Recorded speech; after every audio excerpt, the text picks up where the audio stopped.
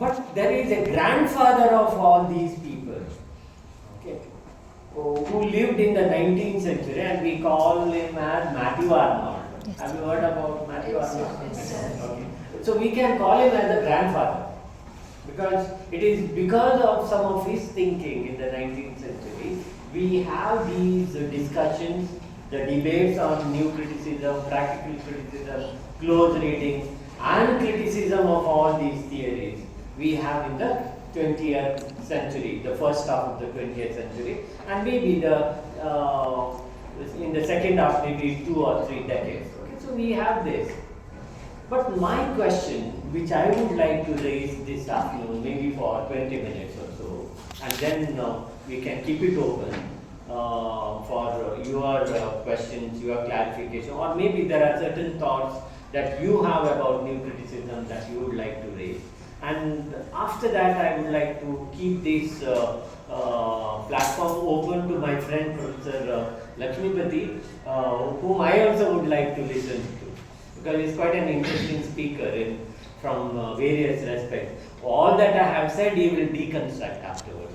Therefore, I want to listen to him after I talk, because it's nice listening to Lakshmipathy deconstructing what I say. Okay, like as I was raising questions about Yashwanta, he would raise in a different way. And I think he will talk in Kannada today. Yeah. Which you will feel quite comfortable also. And I can also speak in Kannada, but let's keep to English, and wherever required we can also shift to Kannada. Now, Matthew Arnold, if you see in the 19th century, we need to ask a question. What was his problem? What was his problem is not personal. Okay. The problem of Matthew Arnold and many others in the 19th century. So to understand what is the problem of Matthew Arnold and his company, we have to find out what was the problem England was going through in the 19th century. England was going through a lot of problems. We think England was a very rich country. Yes, England was a very rich country, thanks to these two dominant processes England had. One is the rapid industrialization with big industries, okay, which brought a lot of money, and Wordsworth would ask, getting and spending, we lay waste our powers. He would say it in a particular poem. So there were a lot of getting and spending due to industrialization. That was a dominant process. Another very important process with which India and many of the African countries and Asian countries were associated was with the process of colonization. That India was a part of the colony of England, and many of the African countries were also part of the colony. So these twin processes of one, industrialization, rapid industrialization and big industry, and two, colonization, had made lot of changes. And one of the images that you and I have about England in the 19th century is that England was a very rich country. Yes, England was a rich country to some people, not all. Okay? And to understand not to all, please read Charles Dickens' novels. And you have read Charles Dickens' novels, where you realize that a majority of English people were not rich, they were poor. And naturally, there was struggle between the rich and the poor. And this part is not known to us, because we have a different narrative about England, that England was a rich, powerful. Yes, it was powerful because more than 1/3 of the world was under the dominion of England by the end of the 19th century. So naturally it would be powerful. But the money did not get percolated to the majority of the population of England. It was controlled by a very handful of the English people.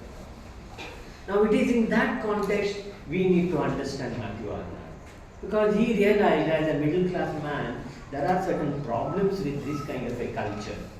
And he develops this book, he writes a book called Culture and Anarchy. I think you have heard about that book, Culture and Anarchy.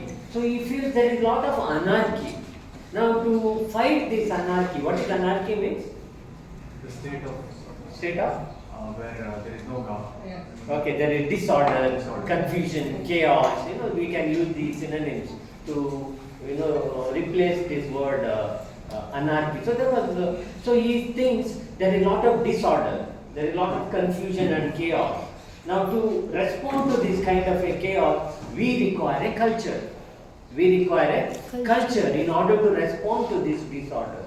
And he felt, what is the kind of culture that we are living with?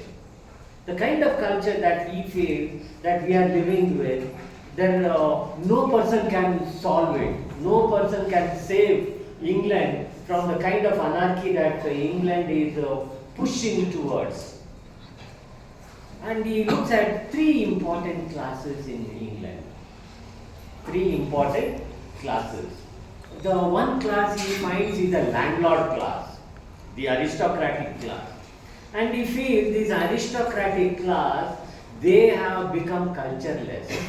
They have lost all their culture. And therefore he calls them as barbarians.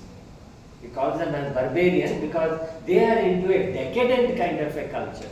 Their culture is not productive, it is slowly dying. Okay. So this is one culture you see, the culture of the aristocrats, which does not produce anything worthwhile. And then he sees the middle class. Okay. The middle class in England. So what type of middle class they have? They have become rich. And they have their goals very clear. What is the kind of goal they have? They have the goal of making money. Only one thing, earning and spending. Okay, only this kind of a axis in which the middle class operates. Okay, the axis of getting and spending. Okay, and which was criticized by Wordsworth, which I told you. He has a small sonnet called "The World Is Too Much With Us," and in "World Is Too Much With Us," the first two lines is getting and spending, we lay waste our power. That's how we would. So he found this middle class, they cannot create any culture. And he calls them as Philistines. Okay? The people who are only into money making and consumer kind of a culture, if we can use 20th, 21st century term to understand it. And then you have the third group.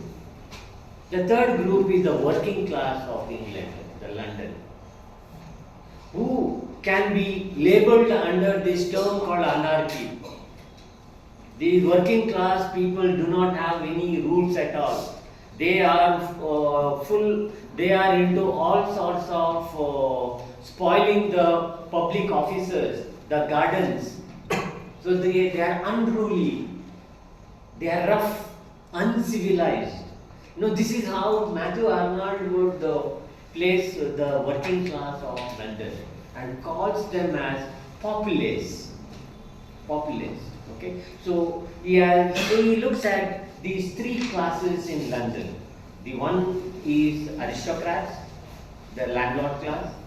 Two, the middle class who are into professionalism, into industries and other things. Okay. And third one is the working class. Now it is in this kind of a situation, how can a culture be brought? So that was a question. So I began this lecture with the question, what was the problem with Arnold? So problem with Arnold was that there is no culture at all. So then how do you bring the culture into this? So what is culture for Matthew Arnold?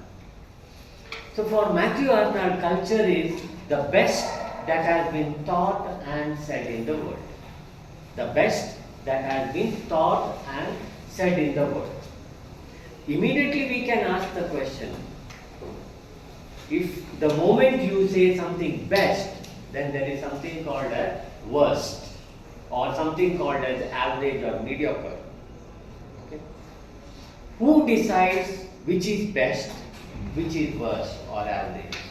Why do they say this is best? These are certain of the questions we need to ask in the European context or in the England context. Now for them, the culture of the working class is the worst. But thanks to the working class struggle, which Raymond Williams would discuss in 1958 in another book as a response in one sense. If Matthew Arnold wrote Culture and Anarchy, Raymond Williams would write Culture and Society. Okay. Where you would say that thanks to the working class struggle, we have today this idea called 8 hours. We have this idea called 8 hours work or duty. Earlier, it was not so. They had to work for 14 hours, 16 hours. Children, small children had to clean the chimneys. You have read William Blake's poem, Chimney Sweeper and other poems. So the children, they would die of suffocation cleaning these chimneys in the factories of the factories. Now, thanks to the struggle of the working class, I repeat, that we have some of these privileges that we enjoy today. But for Matthew Arnold, they were not the symbols, they were not the representatives of culture. This is how Raymond Williams would provide a critique of Matthew Arnold's idea of culture and anarchy. So we need to understand that there is a class basis for a book called Culture and Anarchy, and which is called as part of the whole tradition called liberal humanism. Matthew Arnold comes within this gamut of the whole list of the whole tradition of liberal humanism. That human beings can create something good, that you can have respect about the human person's knowledge or human person's capacity to reason. Why human person becomes center? Because there is one capacity that human beings have, all of us have, which is called as reason, okay, and which can be celebrated, which other animals do not have. This is how they thought about the human beings, thanks to this whole tradition of enlightenment from 15th, 16th century onward. And Matthew Arnold is part of that tradition of liberal humanism. And he felt that just now the culture is decaying, but we can still believe in these human liberal values, because, and this is very important, because now that the religion has slowly become weakened, its emphasis or its power on human beings, the church, the religion has weakened itself, so literature can substitute religion. This is one of the thinking of Matthew Arnold, that religion has lost its capacity to influence people, to bring about, to talk about moral values. So now what can replace? Literature can replace, according to Matthew Arnold, this weakened position of religion in England or Europe. So it is in that context, he thinks the best that has been taught and said in the world, in literature. In literature. So who can then cultivate this? So he feels you can have people from all these three groups, from aristocracy, from middle class and from the working class, who are detached from the interest of their own class. Okay? They are not attached to the interest of their respective classes. They are detached from the interest of their own classes. Now these are the people, he would call it as the intelligentsia. The intelligentsia that can be taught through education, through reading of literature, and through education, they can be taught the best that has been taught and said in the world. So this disinterested, detached kind of a class who can be chosen. And thanks, but please note here that his focus on the working class was also to see that the working class will not become unruly. They also have to be domesticated. So how do you domesticate the working class? By giving them education. Because if you don't give them this liberal kind of an education, they may once again come to the street and fight for their rights.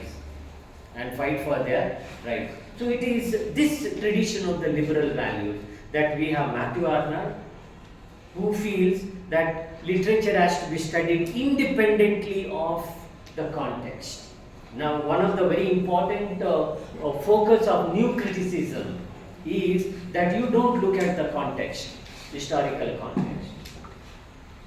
Okay, and I.A. Richards experimented with the students. He gave them poems for reading, but without the names of the poets, anonymous.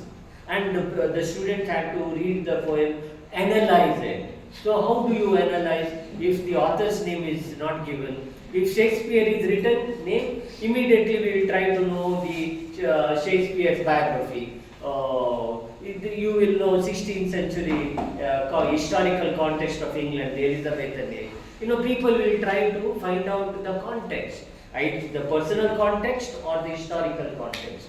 So he said, why? Why do you require that? You just read the poem, and the meaning of the poem are on the words of the page. This is how the new criticism or practical criticism said that let us not look at the context, because looking at the context has a problem.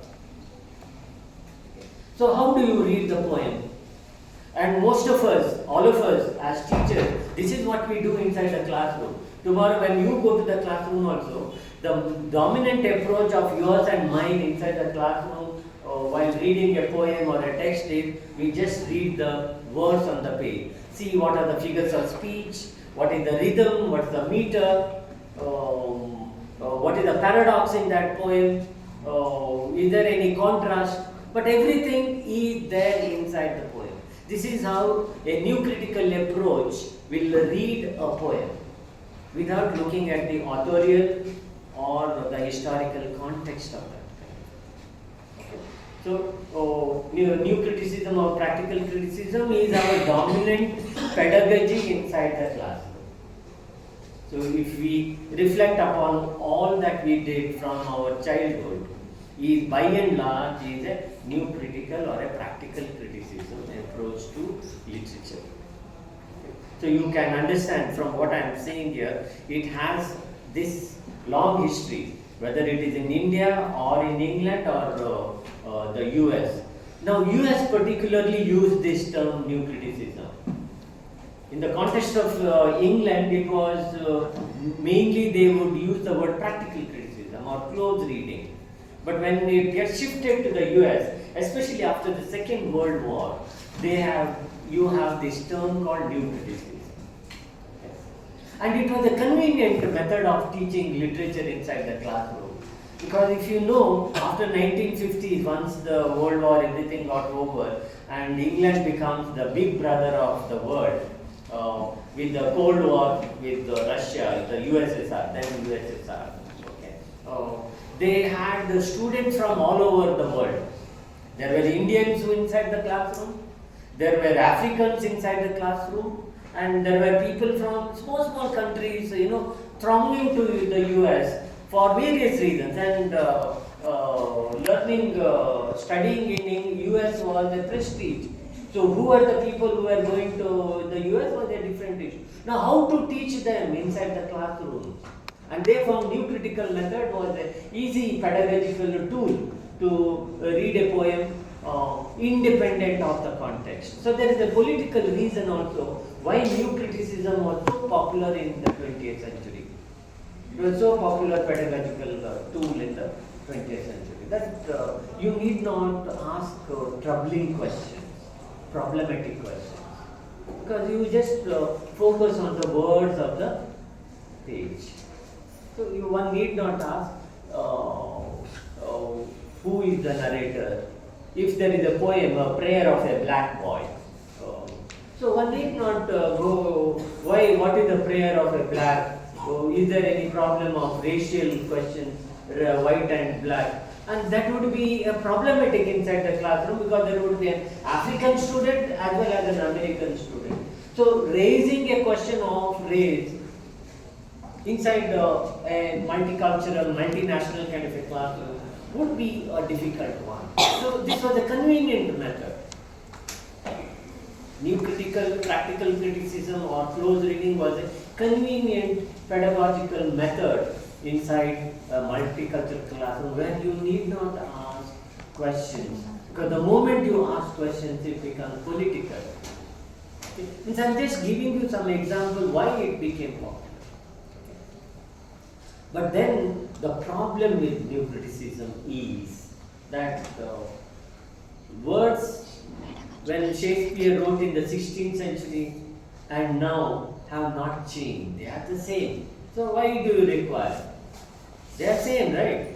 Are the words, shall I compare thee to a summer's day, thou art more lovely, etc., etc. Words on the page, have they changed? They are not changed. What Shakespeare wrote in 16th century is the same that we are reading inside the classroom today. But then what has changed and why new critical method has a problem? Language has changed. Words are not changed, but language has changed. In the sense, the meanings that they got when Shakespeare wrote in the 16th century and the meanings that you and I get today in the 21st century are different. Not because of the words, but because of the language. Language continuously changes. Thanks to post-structuralism, structuralism, and other theories that have brought in new perspectives of reading Shall I Compare Thee, or reading A Midsummer Night's Dream, or reading A Tempest. A post-colonial reading of Tempest also would be whether there is a colonizer-colonized kind of a relationship between Caliban and who is the hero there? Prospero, right? Now Prospero today, in the context of post-colonialism, he is shown how he was part of a colonizing kind of a culture, a colonizer culture, whereas Caliban, he is shown to be part of the colonized culture. So the language has changed thanks to some of these new theories that have come. But new critical or practical kind of criticism that I was talking about will not look into that. They will think words on the page, same. So why you require context? So we need to understand the limitations of new criticism, not just as a literary theory, but also as the political, social, and the economic aspects of reading literature inside the classroom. I think these are a couple of remarks that I am placing before all of you quickly, because I am not giving an elaborate lecture, but I have also tried to show the context of Matthew Arnold to the 20th century, to the America, and the limitation of this kind of a pedagogical tool to all of us this morning. Now it's open to you to raise questions, because now he is drinking water, he is getting ready.